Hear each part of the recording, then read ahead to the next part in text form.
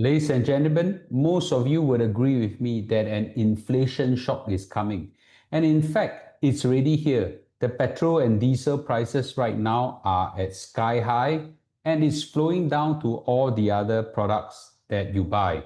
And what should we do? Because the situation is likely to get worse given the latest development that we are seeing in Middle East. So in today's video, I will try to radar ahead and predict what are the things that could happen and what you should do to prevent all these bad things from happening to you and to shield yourself from all this disaster. Let's watch on, shall we? So a lot of you are still wondering whether the stock market will crash, whether the gold will go down further or go up, whether other assets like crypto, all this, will it go up or down? All these are difficult to tell, but one thing that all of us, I think by now would agree, an inflation shock is coming and it's going to get worse. Now, the situation right now in Middle East, yes, the futures oil prices go up and down depending on the political negotiations and the geopolitical and military actions taken by both the US, Israel, and Iran versus the Gulf countries. But to be frank, there's no doubt right now that inflation is here. No one doubt that. And I think it is necessary for us to take preventive action to protect us from an inflation shock. Remember to hit subscribe as I bring you more interesting and exciting content, but more importantly, that will protect you and your wealth moving forward. So inflation will hit us really hard. Right now, we can see that prices are already increasing, not just in the gas station and the petrol and diesel prices. We're also seeing them in supermarkets, in food prices, hawker prices, and so on. I see them in Singapore, and I also see them in Malaysia.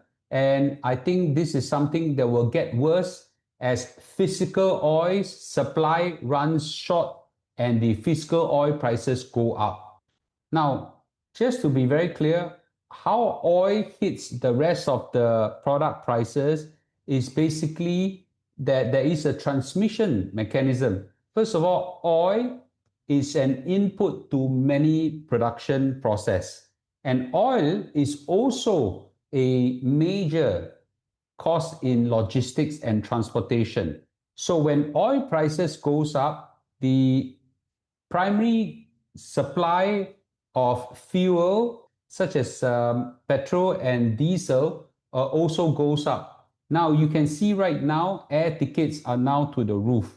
So if you are planning for a holiday, your prices are no longer the good old days of cheap air tickets. And right now we are really seeing prices of consumer goods, food, and groceries going up significantly, and I believe it will go up much more. Well, has this happened before? Many times, many times. So the oil embargo of 1973, when OPEC did an oil embargo on oil to many countries, especially the US, there was a huge supply shock. And as a result, inflation shot to the roof. And in 1979, there was an Iranian revolution and there was a global oil output cut, and that also set off inflation. The Gulf War, 1990, a small inflation. 2022, Russia invade Ukraine, energy prices went up significantly, and that also caused inflation. So what do you think will happen in 2026? Is it a small inflation or a big one? So I think the answer is very clear. Well, how fast will it hit us in a big way? Well, the truth is, it's already here. Well, I am predicting they'll hit us even harder within weeks. You don't see too far. Within weeks, many oil supplies and fuel supplies and reserves of countries will run out. And as a result, they will bid up prices for oil. And as a result, the flow down effect onto prices of consumer products, logistics, and all this will go up even higher. So Singapore, given that it is a a country that's very tied up with global trade. You cannot escape from it. Even Malaysia, unfortunately, you also import a lot of fuel, and this will flow on into your gas prices, your fuel prices, your petrol and diesel. All this will set to go up in a big, massive way. Not to forget fertilizers, given that in Malaysia, you grow a lot of vegetables, palm oil, and some other agricultural products as well. So all this will go up in a massive way. So what should you do given that you know that inflation is coming? Well, I can think of a few things you must do almost immediately. Number one is that a lot of us hold on to a lot of spare cash. Apart from those that are kept aside for emergency, I think the right thing to do is to deploy them into a high returns asset. And I will talk about them, but one of them, of course, is your CPF and your EPF. And as inflation goes up, you will see T-bills and savings bonds, and I'm sure in Malaysia you have the equivalent. The return rate will go up. Take advantage of them as well. Now, I would also caution any property investors, if you want to take on a property investment, you got to be careful of high leverage, because when interest rate goes up, your mortgage rate goes up, your monthly payment rises. Make sure you have the ability to tahan, to withstand this kind of surge in property mortgage payments. Now, the other one is REITs. Now, in the 2021 and 2022 great inflation, as a result, interest rate rose significantly. REITs crash badly. So, because they are highly leveraged bets, the companies that operates the REITs usually borrow a lot of money, and when the interest rate goes up, they hit their bottom line really badly, and many of them just floundered. So be careful when you take on REITs, because some of them might just hit you with a cut in your DPU, your dividends, and also potentially the share price of REITs might come down. So if you were to take on that line of argument, the next one is anything that has leverage that you borrow money on. Leverage ETFs, CFDs, margin accounts, structured products that you take on leverage, you borrow money, the interest rate goes up, the return goes down. You got to be really careful of these things. You all got to be careful and stop as much as possible. Just be very careful on that. Now, talking about cash. Now, if you sit on a bank account that's given, I think in Singapore is near zero in your savings account, where if inflation runs up to 3, 4, 5, 6%, then your purchasing power will be massively eroded. So do consider alternatives such as your CPF special account, your EPF. All these return some phenomenal rates, and even some other money market fund will give you some reasonably good return. Now we talk about REITs. Well, I cannot tell you whether you should buy or sell. I just need to tell you that, in the short term, if the inflation goes up, REITs normally take a hit because interest rate goes up as well. So this is something that you want to consider, that whether you want to take in more position in REITs, where it's very, very dangerous. Now, as an action plan, there is a no regret move, in my opinion, is your CPF and your EPF. So for Singaporeans, your CPF, your ordinary account, gives you 2.5%. Special account, Medisave account, retirement account all give 4, in even to 6% if it's in your retirement account. So I would suggest topping it up as quick as possible. Even in normal time, you should have top up, but in an inflationary time, you should top up even faster. And you can top up using voluntary housing refund, VC3, voluntary contribution to 3 accounts, retirement sum top-up scheme. So all these are schemes available for you to top up, and I encourage everybody to consider that.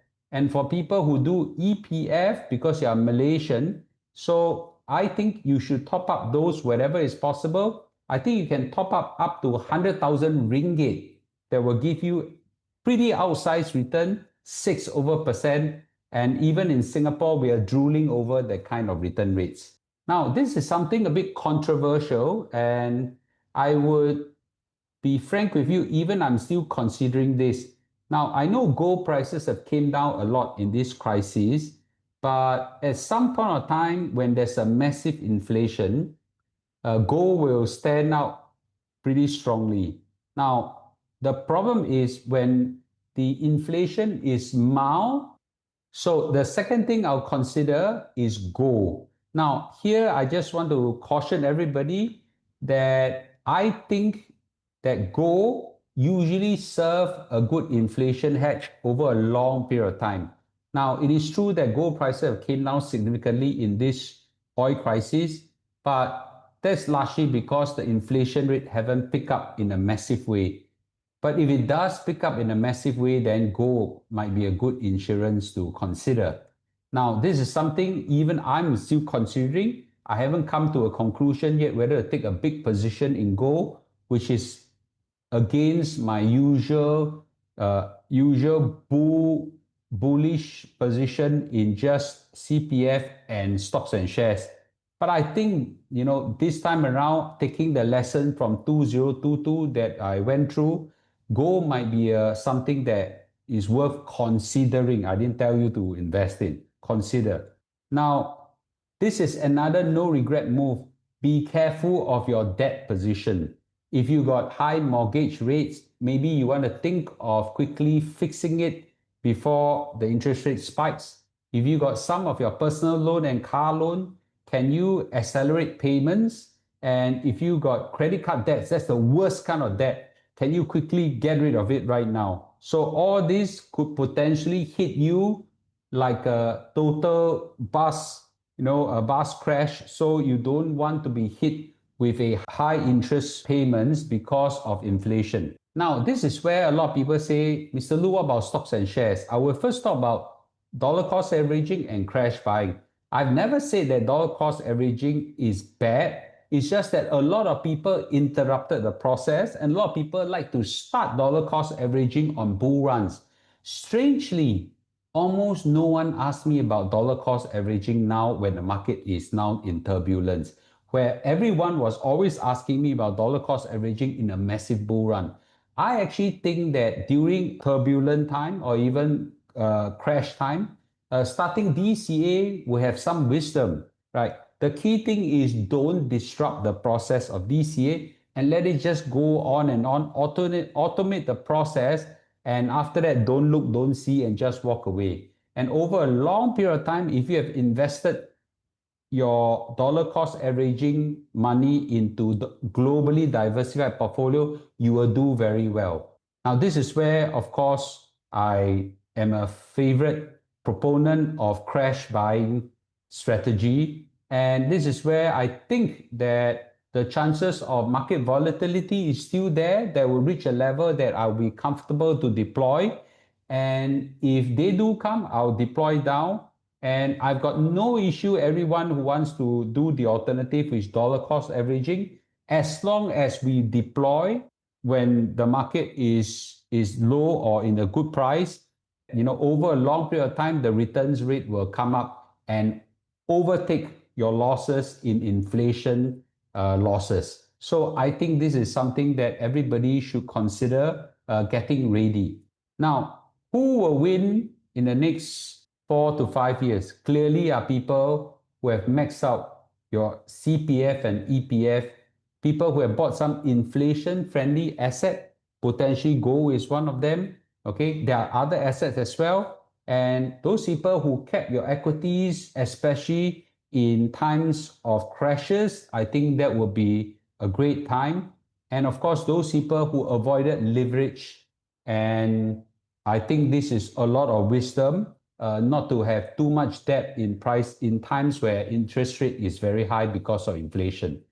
So I think all these are moves that you should consider, given that we know inflation is sure to come. Okay, so let me know your views, and I will just say this: the inflation shock is already here. There is no doubt about it.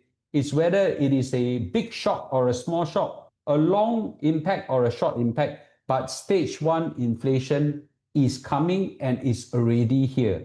What are you going to do about it? Okay? I'll see you in my other videos. I'll see you in my live stream. Have a good evening.